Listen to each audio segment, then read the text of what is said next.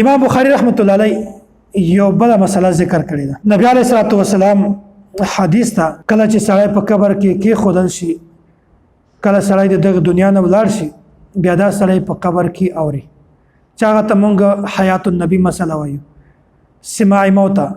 مطلب کله چې سړی مړ شي قبر ته یوسي، په قبر کې هغه سړی اوري. دا خبره دغه محل مطابق راځي چې د هر انسان اوریدل دا د ایمانی کیفیت مطابق. مثلا مونږ تاسو کنن سبا چیرته په یو کمره کې پراته یو، بیا ځنې خلکو سماع د اوریدلو طاقت چې کومه دومره کمزور وي هغه ته ډول هم وایي، بیا د نه راویښېږي. او د بعضې قوت سماع دا دومره تیز وي چې مطلب یو ټک وشي که نه معمولی دی بیا هم راویښ شي. داسې د سترګو والا چاته لیټ هم بل وي هغه ته پروام نه ورځي، او چاته چې لیټ خالي بل شي لږ هم رڼا شي بس دی راویښ شي.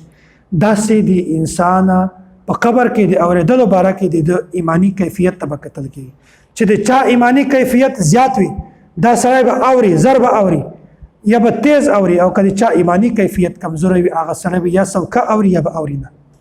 داسې د سماع تعلق د ایمانی کیفیت سره. نو امام بخاری رحمت الله علیه حدیث راوړی ده، حضرت انس رضی الله تعالی عنہ دا روایت ته وایي نبی علیه الصلاه والسلام فرمایلی دي اذا كان قال العبد اذا وزع في قبره وتولي وذهب اصحابه حتى انه لا يسمع قرع نعالهم اتاه ملكان.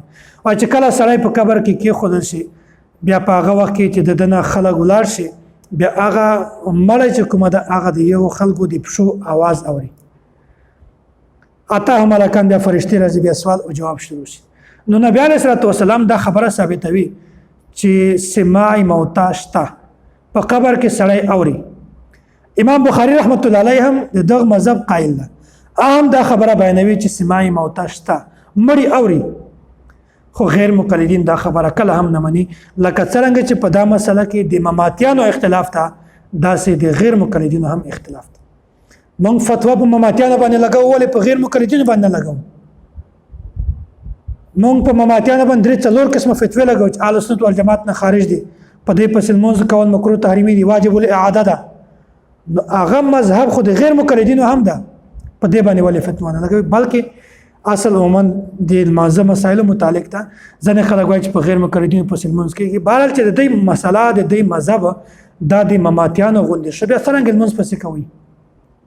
بهرحال غیر مقلدین دا خبره ثابتوي چې مړی چې کومه ده په قبر کې دا نه اوري. غیر مقلد عالم عبدالرحمن کیلانی دا خبره لیکي سماع موتا کا مسئلہ عذاب قبر یا روح کی حقیقت کی طرح محض ایک تحقیقی مسئلہ ہی نہیں بلکہ شرک کا سب سے بڑا چور دروازہ ہے. حال ته پته درته لګېږي چې کله ته هغه ځای ته ورشي، بیا به تا ته پته لګېږي چې آیا مړی اوري او که نه. څومره غلط بهتان نه دی. نو په دې مسله کې هم د امام بخاری مخالفت هم کړی ده، او د نبی علیه الصلاه والسلام مخالفت هم کړی ده. دعوه دا کوي چې موږ د امام بخاری یو، امام بخاری د موږ ده، خو په مسایلو کې د امام بخاری مخالفت کوي. دا صرف په ظاهره دعوه ده، د حقیقت سره د امام بخاری او د صحیح بخاری سره بالکل تعلق او واسطه هم نشته.